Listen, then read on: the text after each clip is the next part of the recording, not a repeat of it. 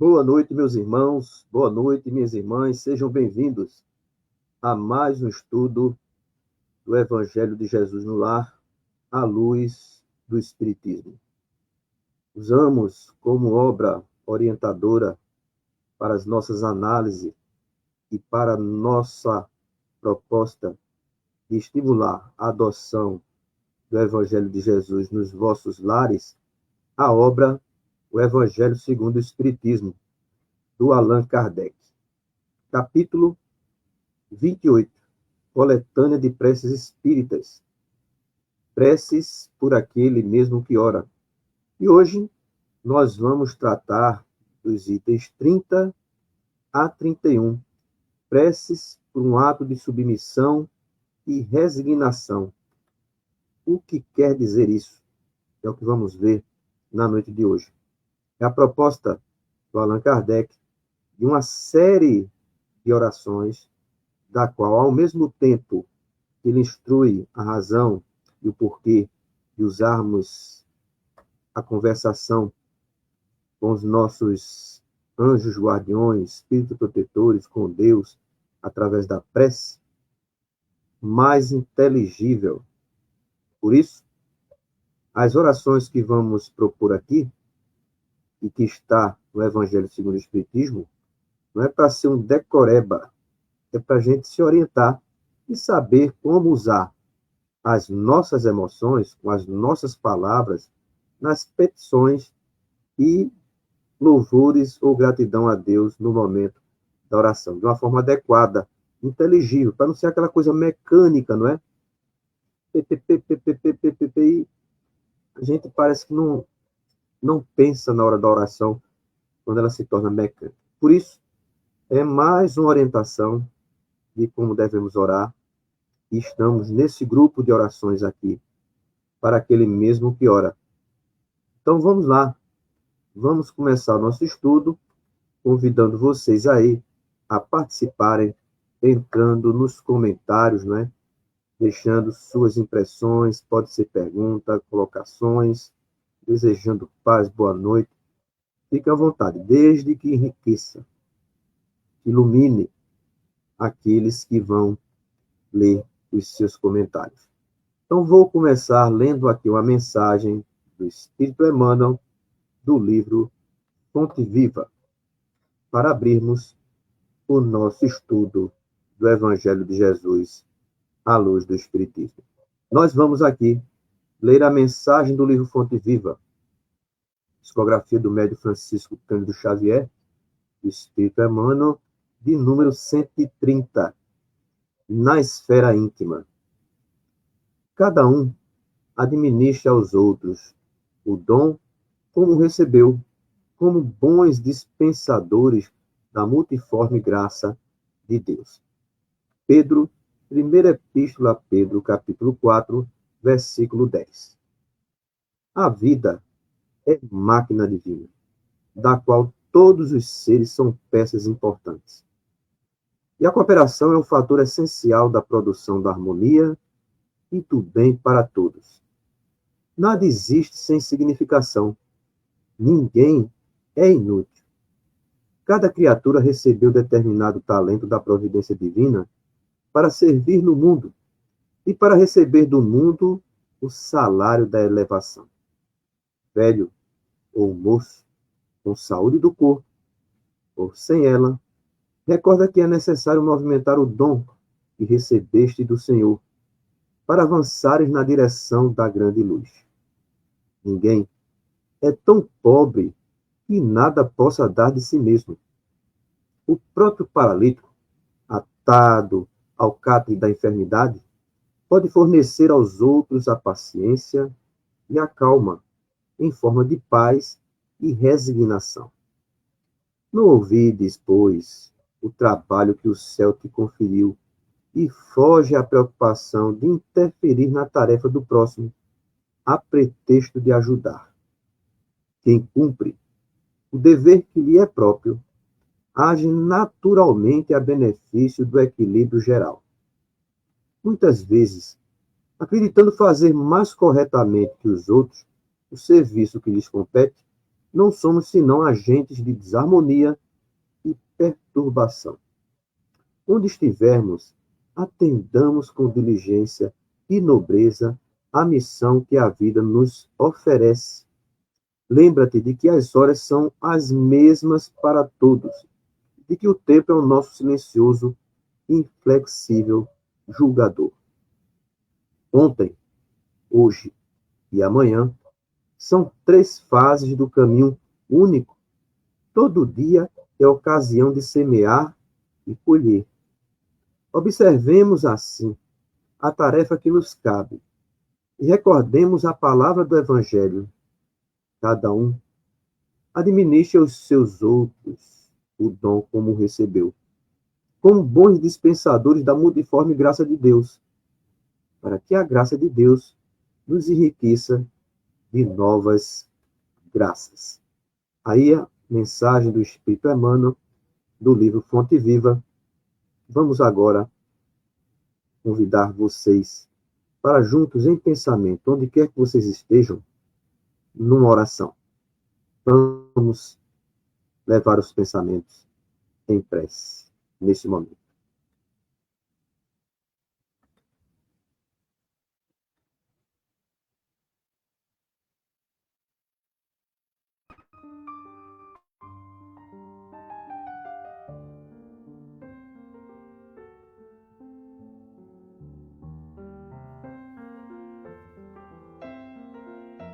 Amado Mestre Jesus, amigo incondicional de todas as horas, que teu amor possa embalsamar o ar da nossa residência, do nosso lar, de 1000 odores sutis, de energias balsamizantes, calmantes e vitalizantes, com a presença dos nossos benfeitores espirituais, a te representar nesta noite, para nos intuir, também para nos orientar os pensamentos, destruindo os clichês mentais dos nossos familiares e nós outros, deletérios, para que a harmonia na nossa casa mental se estabeleça e recomece uma nova proposta de renovação interior. Envolve-nos, Senhor, com a tua paz. Mas te pedimos pela paz do mundo, pelas crianças órfãs, pelas famílias esfaimadas, pelos países em conflitos. Que a tua misericórdia caia sobre nós. Ainda espíritos carregando imperfeições, necessitados do teu amparo, da tua luz, do teu evangelho. Que esta noite possa, de alguma forma, nos consolar as nossas almas, promovendo a alegria de viver, esperança no futuro, paz interior.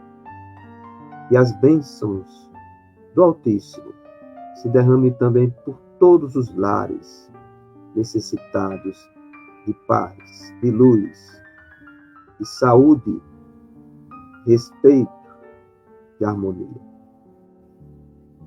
E que Deus possa estar presente na compreensão das suas leis em nossos pensamentos, palavras e atos, em todos os membros da nossa família.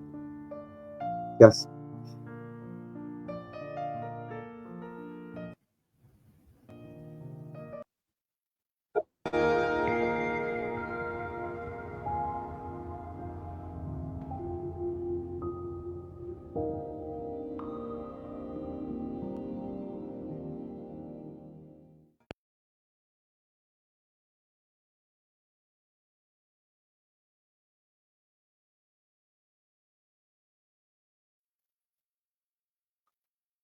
mais uma vez, boa noite a todos vocês que estão conosco a nos acompanhar nesta noite, ou talvez venha nos acompanhar posteriormente, não importa. Importa que essa mensagem, que esses esclarecimentos do Evangelho possam chegar até você e seja útil para as vossas vidas. Clécio, boa noite, muita paz, saúde para você, para sua família. Também, a Clélia já chegou aqui, linda noite para todos nós, para você também, Clélia, paz, saúde e harmonia para você, toda a sua família, seus filhos, netos, netas. E a Gilza, boa noite, Gilza, paz, saúde para você, sua família, Jesus a ilumine. E também, sem sombra de dúvida, desejamos também, como a Ilka está desejando, boa noite para todos nós, a ela e toda a sua família, muita paz, saúde e harmonia. E o Ronaldo também. Ronaldo, boa noite. O Ronaldão, o Ronaldinho, quem sabe, né? Ronaldo, tomador de café, viu? Ele toma um café, passa 15 dias sem dormir. É proibido, viu, Ronaldo, tomar café. Então, seja bem-vindo, muita paz, saúde, harmonia para todos vocês. Está aí, capítulo 28 do Evangelho segundo o Espiritismo do Allan Kardec. Preces por aquele mesmo que ora, são coletâneas de preces espíritas. E hoje vamos estudar dos itens 30 a 31. Uma prece como um ato de submissão e resignação. Vamos buscar compreender, analisar junto com vocês. Então estejam aí à vontade para também interferir, colocar as suas impressões também. Vou colocar aqui os slides para que a gente possa, juntos, né, promover essa análise. Aí Kardec começa com um prefácio, né? Prefácio é sempre útil, bom, porque ele instrui porque a razão não só, né, da oração, como as causas que originam certas aflições da vida. E o jeito, não tem outra maneira, o jeito é se resignar de alguma forma. Então vamos lá. Vamos tentar compreender. Quando o motivo de aflição nos advém, se lhes procurarmos a causa a miúde, reconheceremos estar numa imprudência ou imprevidência nossa, ou quando não, em um ato anterior. Vejam só. Kardec começa a nos orientar acerca disso, né? Então, vem uma aflição e a gente não sabe o motivo. Ainda não identificou o motivo dessa aflição. Então, a gente vai procurar a causa. Quando a gente mergulha realmente em busca da causa, né? Quando procurarmos a causa, então, frequentemente, ou seja, a miúde, né? Quer dizer, frequentemente a gente vai descobrir que a gente cometeu uma imprudência ou imprevidência nossa. A gente se colocou em risco, num estado de risco, ou não se preveniu para que aquilo não viesse a ocorrer. Mas tem também outra hipótese. Quando não é uma imprudência, nem quando não é uma imprevidência, é um ato anterior. E esse ato anterior, né, muitas vezes fica difícil da gente identificar. Por isso, nós temos no Livro dos Espíritos último capítulo da terceira parte do Livro dos Espíritos. O Livro dos Espíritos tem 4 partes. As causas primárias, primeira parte, Deus, criação, né? Perispírito. A segunda parte é a do mundo espiritual, da relação que há entre o mundo corpóreo, nós vivos, e os desencarnados do mundo espiritual. Ele vai falar da alma, da comunicabilidade, da reencarnação, da emancipação da alma durante o sono, uma série de informações na segunda parte. A terceira parte, denominada as leis morais, Kardec elege 10 leis para ser analisadas. E, na última, que é a lei de amor, justiça e caridade, esse capítulo, nós vamos encontrar no finalzinho uma orientação de Agostinho de Hipona. Agostinho de Hipona, mais conhecido no movimento religioso como Santo Agostinho, sobre o conhecimento de si mesmo. Vejam só. Isso mesmo. 1857 a 1860. Mais ou menos por aí. É a segunda edição do Livro dos Espíritos, que veio, primeira edição com um pouco mais de 500 perguntas, veio para 1019 perguntas em 1860. Já se pensava no autoconhecimento. Até porque tem uma questão do Livro dos Espíritos que Kardec faz: qual o meio mais prático e eficaz de encaminharmos no caminho do bem e evitarmos o mal nessa vida? Aí a resposta: um sábio da antiguidade vos disse, conhece-te a ti mesmo. Aí Santo Agostinho vai instruir como devemos fazer esse autoconhecimento. E esse autoconhecimento tem um ritual, não é ritual. Apesar de outras religiões, outras crenças, criar um ritual para o autoconhecimento, o Espiritismo é uma autoanálise das nossas faltas. Isso mesmo. Diariamente. A gente fazer questionamentos.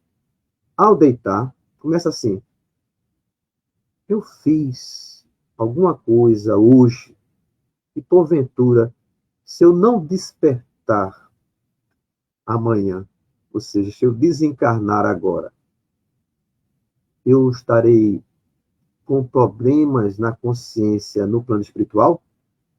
Mais ou menos isso.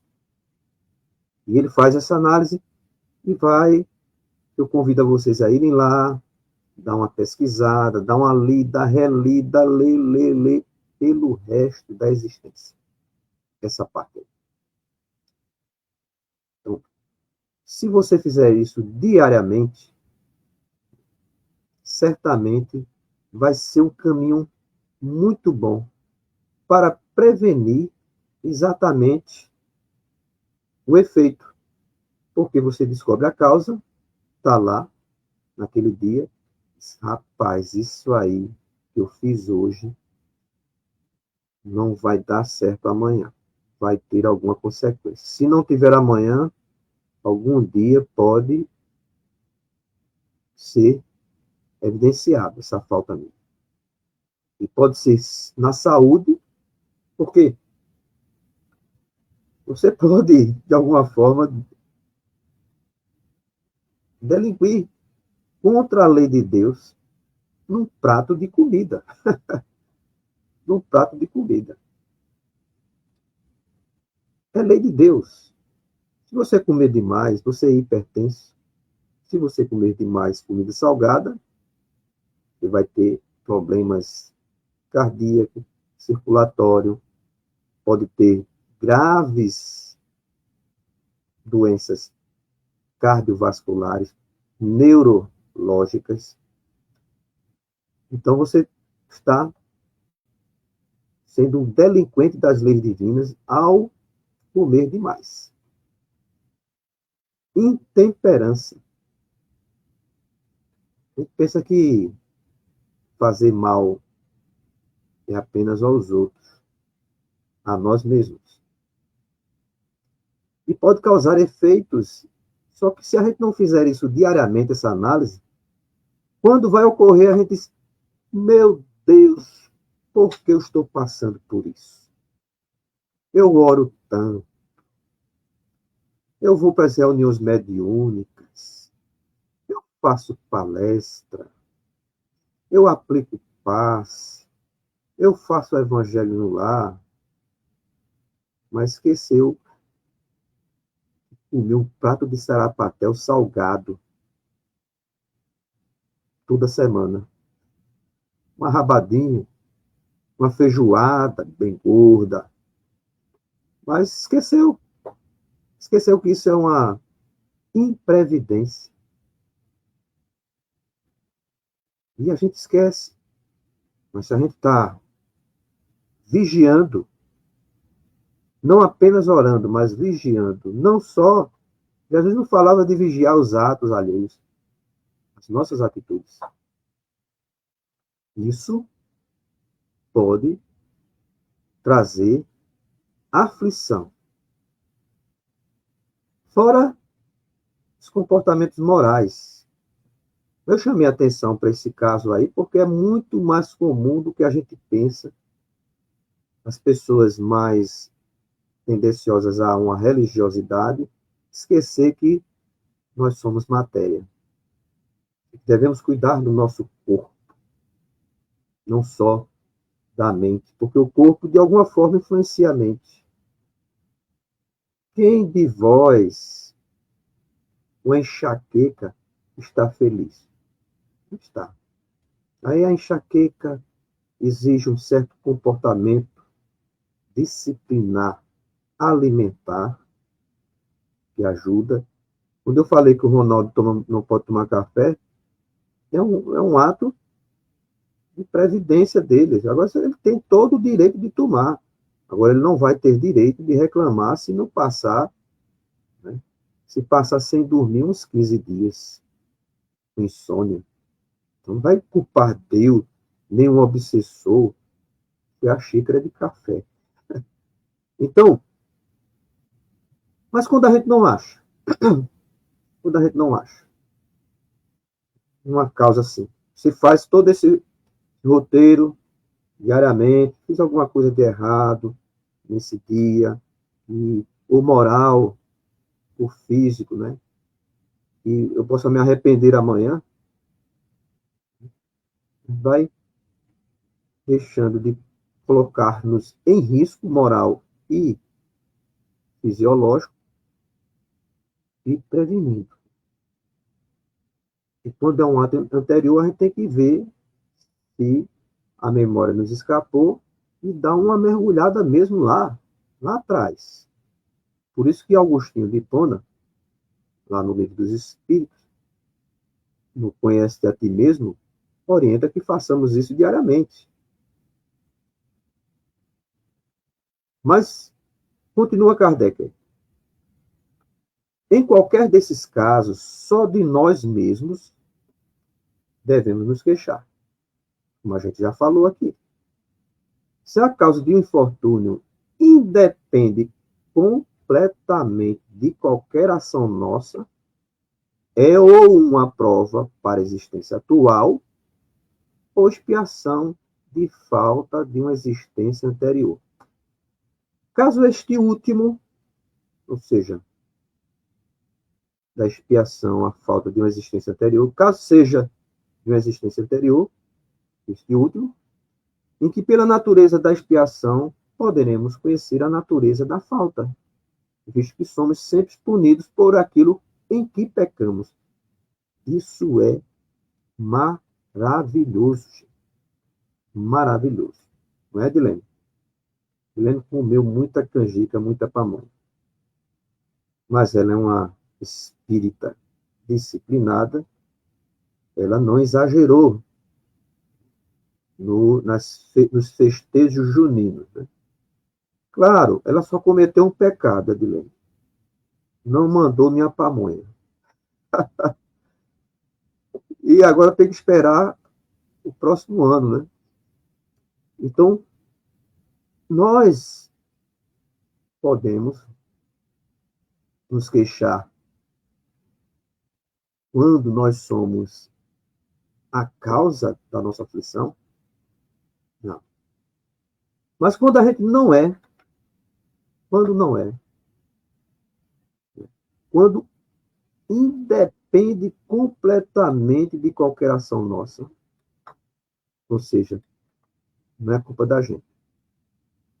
Olha, não encontrei, então provavelmente vai ser uma prova que você tem que passar. Da existência atual, uma prova tipo expiação, porque toda expiação é uma prova, mas nem toda prova é uma expiação. Então pode ser que você esteja expiando um fato que ocorreu em outra encarnação, que pode ser na última, ou de outras reencarnações anteriores, que se perdeu nos porões do nosso inconsciente, segundo Joana de Anjos, do nosso subconsciente, segundo o Espírito Calderaro no livro No Mundo Maior, de André Luiz. A mesma coisa, nomes diferentes para a mesma coisa. Arquivo da alma, está lá. Que pode ser uma coisa na época de Jesus. Você expiou outras coisas, está preparado para passar por essa expiação de um fato da época de Jesus, por exemplo, de séculos atrás. Então, a gente tem que entender uma coisa. A Edilene está tentando se desculpar aqui, mas não adianta. 15 dias não dá, Edilene. Nada, você não precisa se preocupar, não, está pago. 15 dias não dá. Olha, nasceu aqui na Terra, já é uma prova. Não programe prova nenhuma, não está na sua programação reencarnatória. Nasceu aqui, já começou a prova. Prova de paciência, de tudo. Então, é um mundo de espíritos imperfeitos. E espíritos imperfeitos têm atitudes imperfeitas. Se a gente está nesse meio, nesse coletivo, nós vamos ser vítimas e vamos ser algozes em níveis diferentes, conforme o grau de contenção das nossas más tendências. Quem contém mais as más tendências, fere menos. Isso não quer dizer que não seja ferido. Nasceu aqui, vai se machucar. Nasceu aqui, disse Jesus, nasceu aqui, e são palavras do Cristo. Nesse mundo só tereis aflição. Mas eu venci o mundo. Jesus venceu. Nós ainda não estamos na condição de Jesus. Vamos vencer algumas batalhas, mas a guerra ainda está a ser vencida muitas e muitas reencarnações à frente. Primeiro, para liberar o nosso passado, ainda precisa. Aí gera aflições com as causas do passado. Por isso que Kardec orienta aqui, né, capítulo 5 do Evangelho, segundo o Espiritismo, para a gente dar uma olhadazinha no item 4. O item 4, no capítulo 5, bem-aventurados os aflitos, o capítulo 5. No item 4 desse capítulo, do Evangelho segundo o Espiritismo, ele vai orientar sobre as causas atuais das aflições. Como a gente viu aqui, ó, pode ser da existência atual ou da existência anterior. Da existência anterior, né, porque o item 4 vai tratar das causas das existências da existência atual.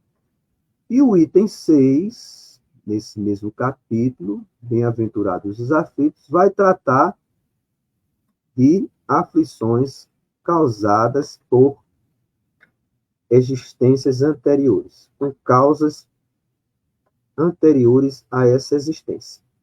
Por isso que ele pede para a gente dar uma relida lá.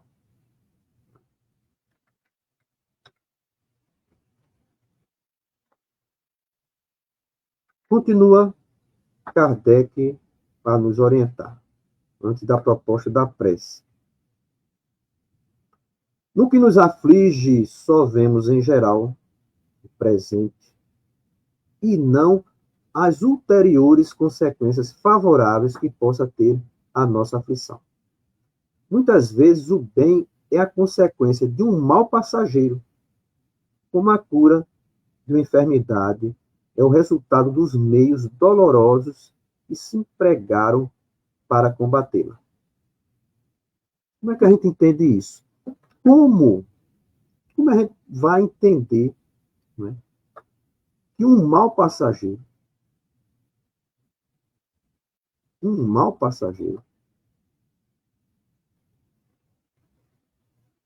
pode resultar no bem? Como é que pode?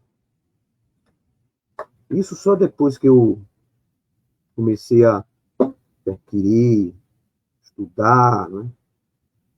E eu comecei a analisar a minha vida com o conteúdo do conhecimento espírita. Eu comecei a ver no meu passado coisas que eu julgava que foi ruim, eu achei que não foi bom, e hoje eu vejo que foi bom.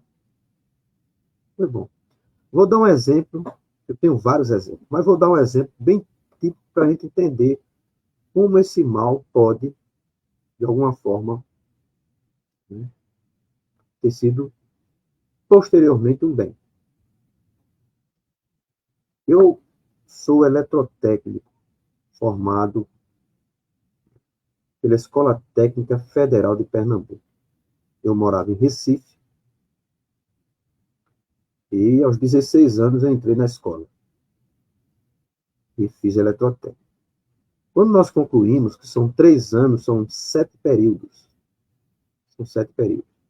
Hoje se tornou um curso de nível técnico superior, porque não existia isso na época, mas foi mais ou menos um curso técnico superior que nós fizemos, que hoje passou a ser um curso técnico superior. Ele, ao concluir, eles colocam lá um quadro onde existe vagas de emprego. E a Companhia Energética de Pernambuco, conhecida como a CELP, ela abriu inscrição. A minha turma de formando, junto com outra turma de formando, existia 2 turmas, totalizava aí umas 60 pessoas formadas. Existia 80 vagas. Era algo assim, quem se inscrevesse estava passado. E ia trabalhar em Recife. Olha que maravilha, eu morava em Recife, ia ter um emprego em Recife.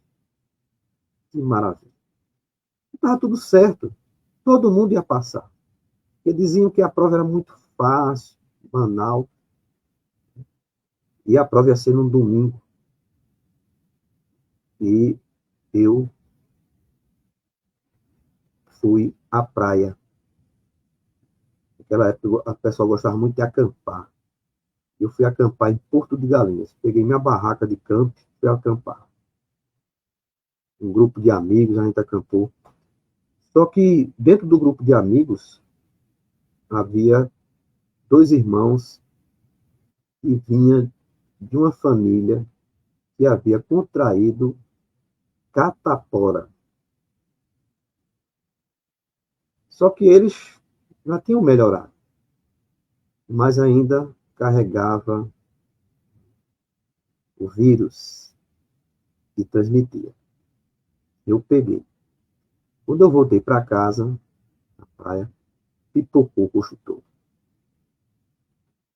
E eu, meu Deus do céu.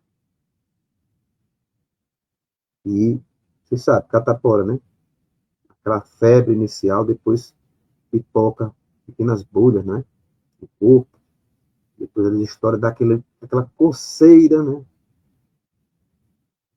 E uns 4 ou 5 dias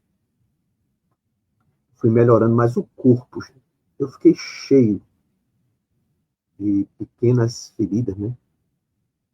E no sábado eu ainda estava cheio. Tinha passado a febre tudo, mas estava com o corpo cheio. É o momento que mais contamina, porque é altamente contagiosa a catapora. Não sei como é que se chama aí onde vocês moram. E liguei para a direção da CELP, e disse assim, olha, eu estou assim, assim, desse jeito e tal. Eu posso ir amanhã? Aí a mulher disse, você está doido? Não venha não, que você vai contaminar todo mundo, a gente não vai deixar nem você entrar. Eu perdi a prova. Todos os meus amigos, meus colegas, todos passaram. Eu passei porque eu não fiz a prova, lógico. Todos passaram. Até hoje todos estão empregados, alguns já se aposentaram.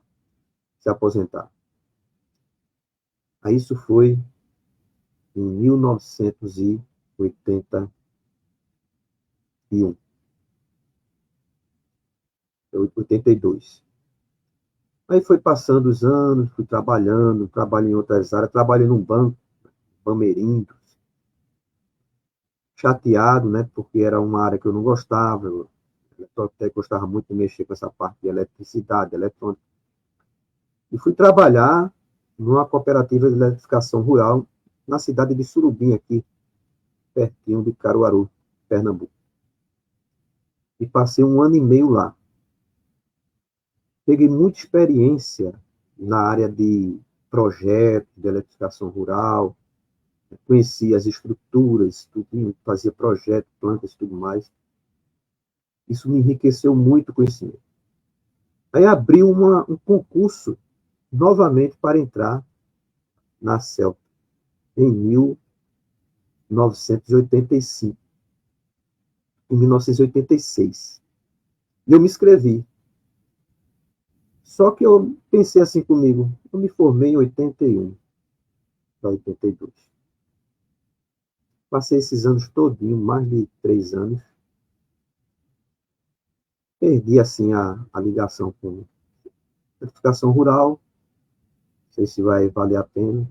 E os meninos recém-formados, quentinhos, iam fazer a prova, porque não era mais pouquíssimas pessoas inscritas. Era o estado todo inscrito. Era um concurso público mesmo. Era diferente do primeiro que eu fiz. E eu me inscrevi, tenho nada a perder, nem estudei, gente.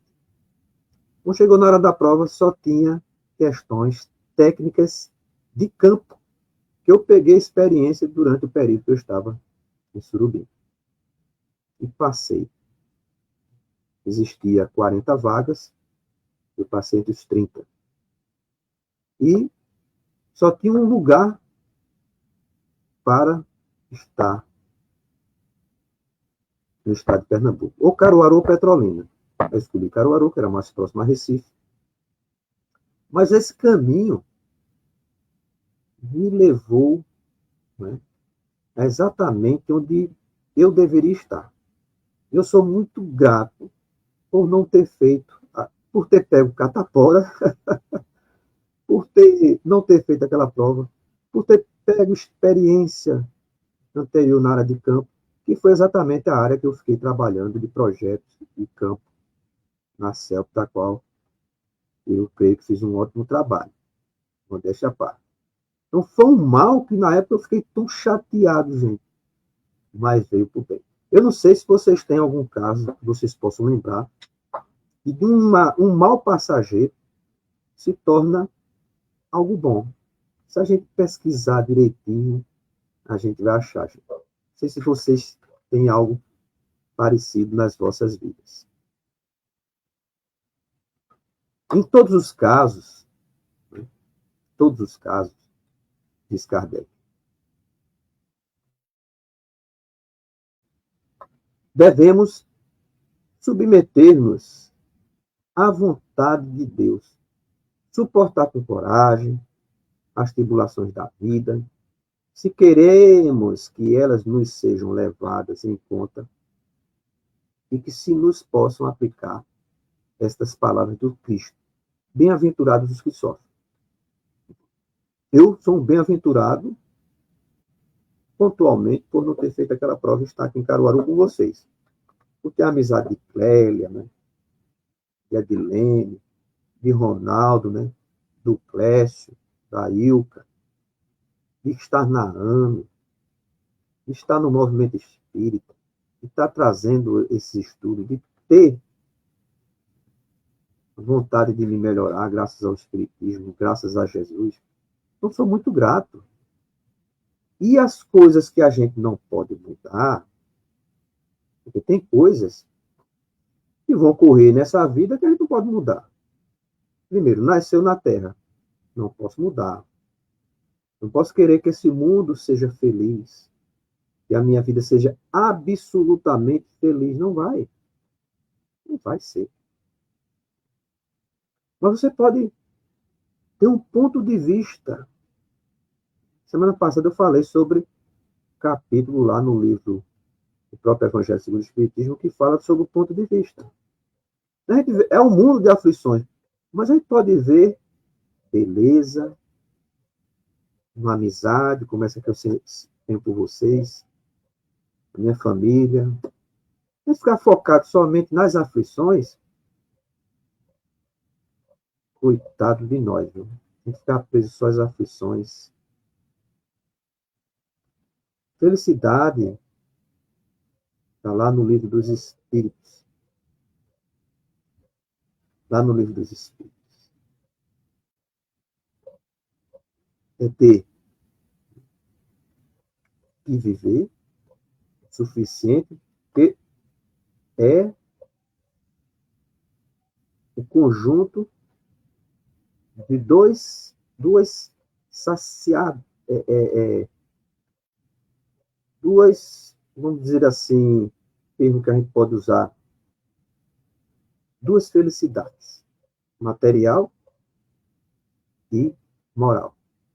Material é o suficiente para viver, e a moral, a consciência tranquila.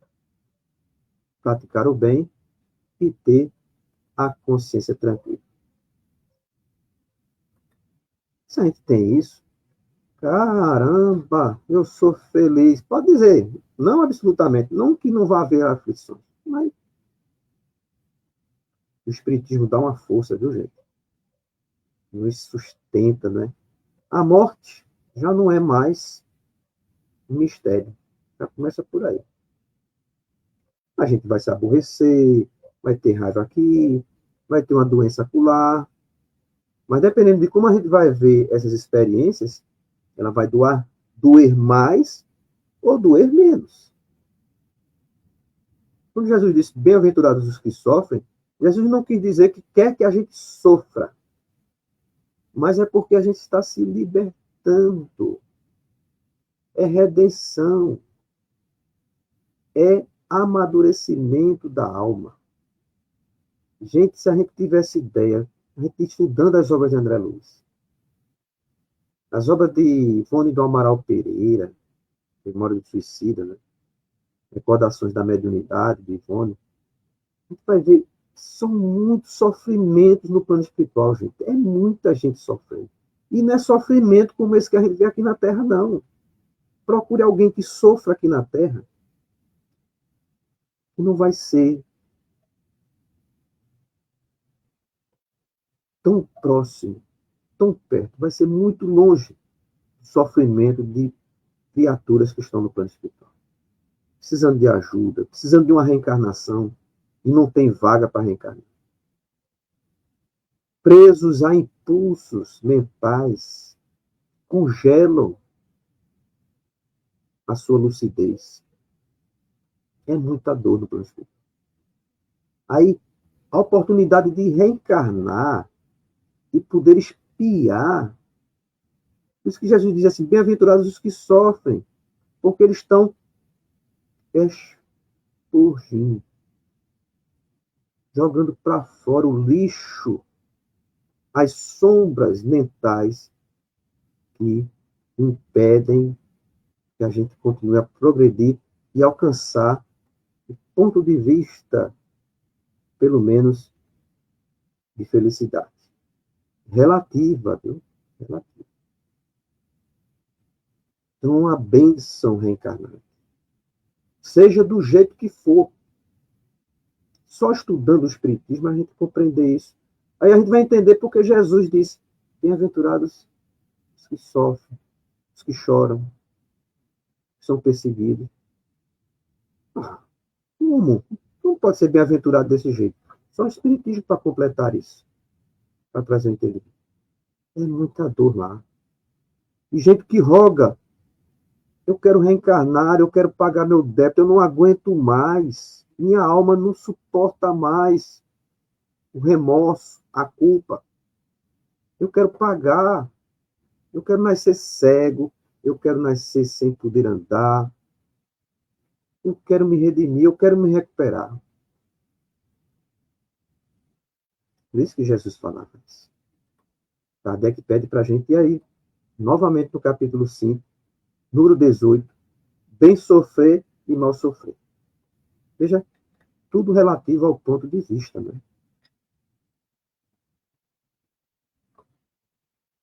Câncer, né? Câncer. Tem gente que morre de diagnóstico. Quando descobre que tem câncer, piora. Se entrega ou se revolta contra Deus, na pior das hipóteses, se revolta contra Deus, diz que não merece, por ignorância. Uma jovem aqui da nossa cidade, ela foi diagnosticada com câncer. Agora, uma profissional, sim, queridíssima por seus colegas, na área do jornalismo. Queridíssima. Pela família, pelos amigos. Uma pessoa que, do nosso ponto de vista limitado, seu conhecimento espírita, da lei de causa e efeito,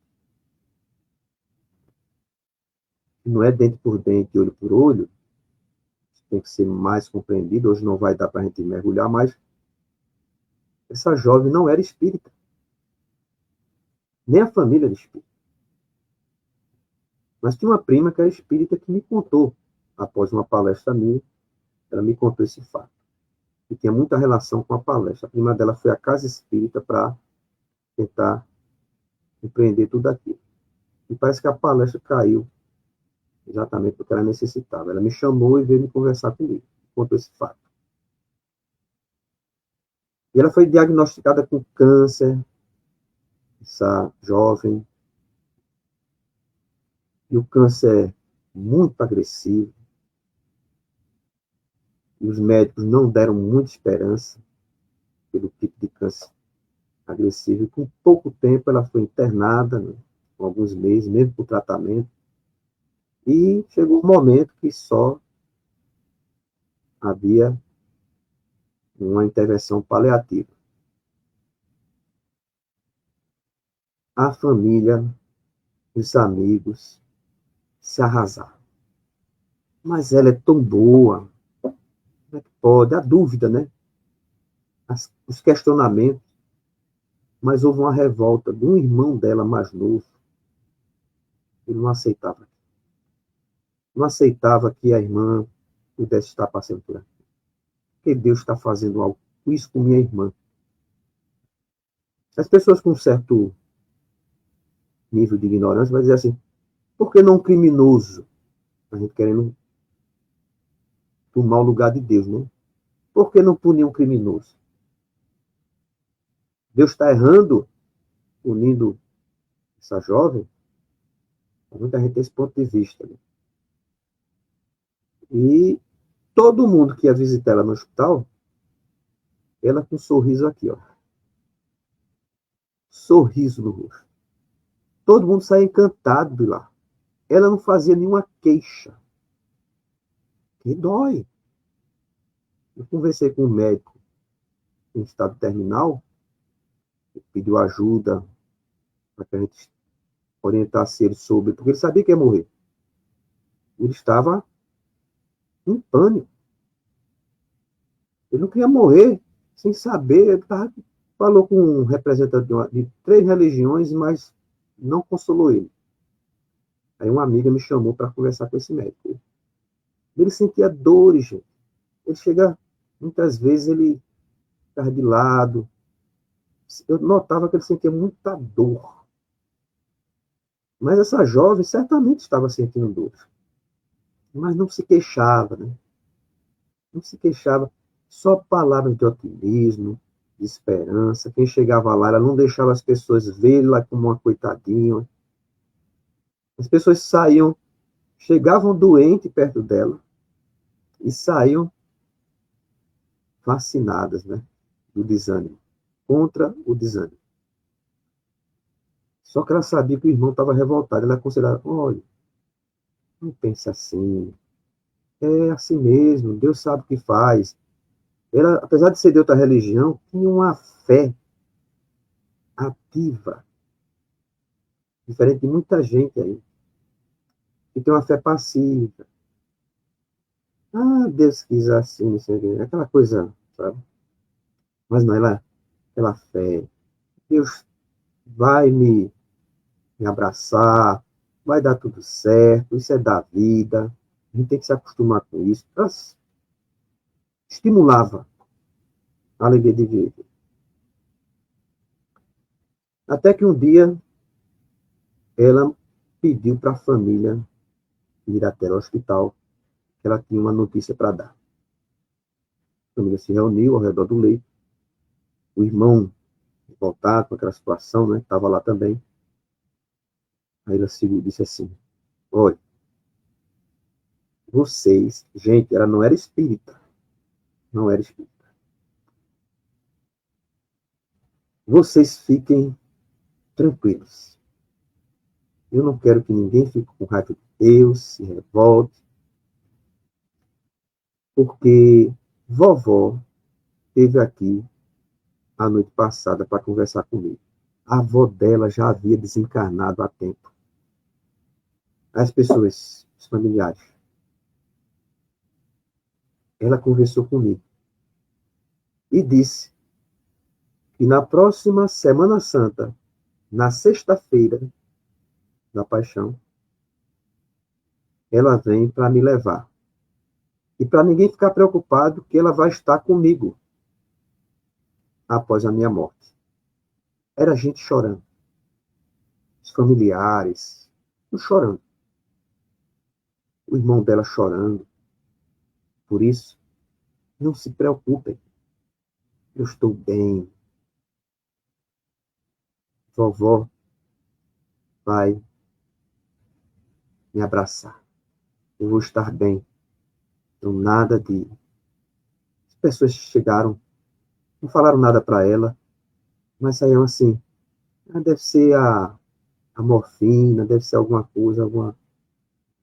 Mas saíram com aquele coração, sabe? Tem aquela coisa que você sabe que vai acontecer. É como se a avó estivesse ali, estivesse envolvendo a todos.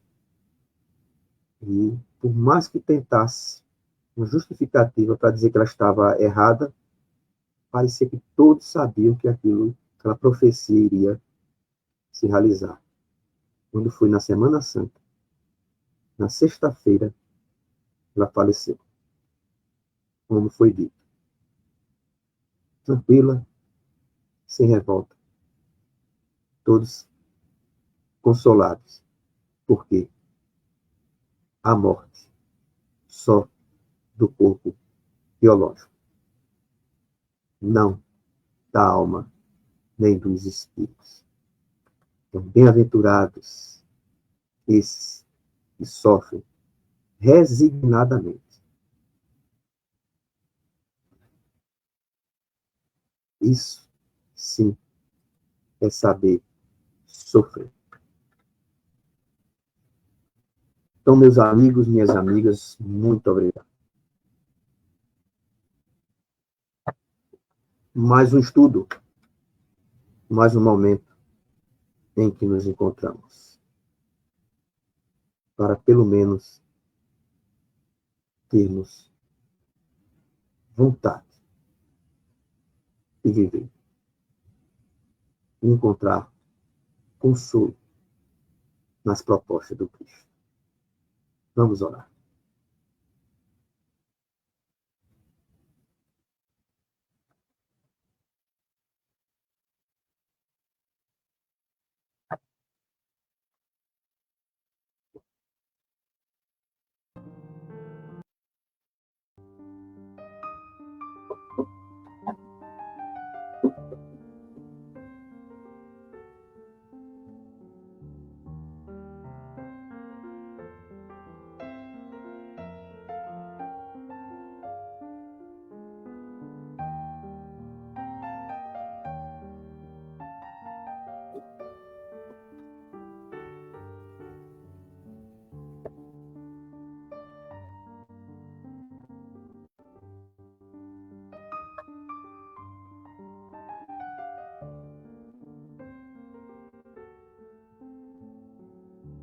Meu Deus,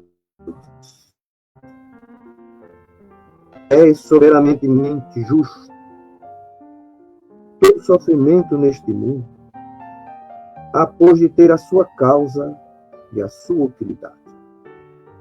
Aceito a aflição que acabo de experimentar, como expiação de minhas faltas passadas e como prova para o futuro.